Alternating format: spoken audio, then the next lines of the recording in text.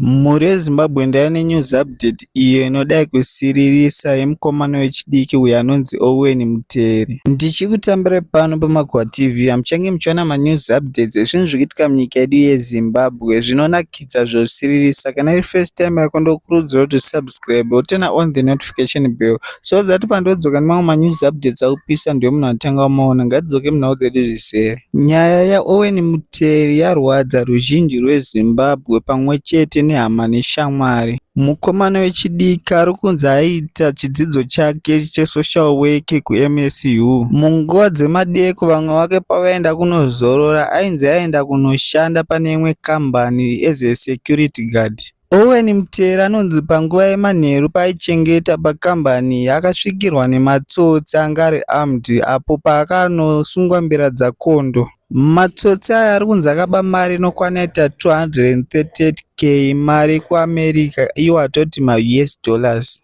Izvo zvasakisa kuti mukomana wechidiki Owen Mutere apiwe mutongo we17 years ari mutorongo nenyaya yekunzi ndiye ari kunzi the first suspect panyaya iyi.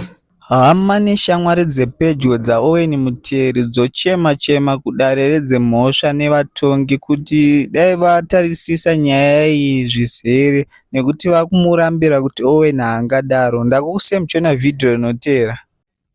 Owen mwana akakura ari mwana anoteerera kubva paudiki hwake. Kumwombe hatinambonzwa kuti akarwa nemunhu kana kuti akatora chemunhu. Kuchikoro kunzi aba penzura yemunhu hatinambonzwa kuti akaba penzura yemunhu.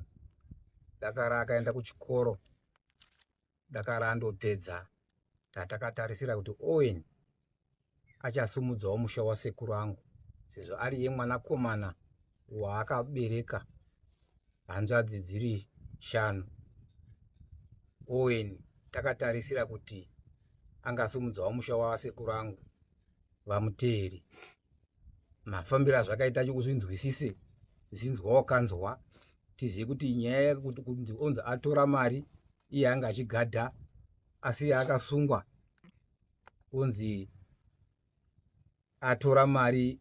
Chatinoziva kuti kana munhu apuwa mari kunzi ndaosenzesa angadai Owen asina kumbotaura kuti ndine mari yandapuwa dai anga riri tsotsi.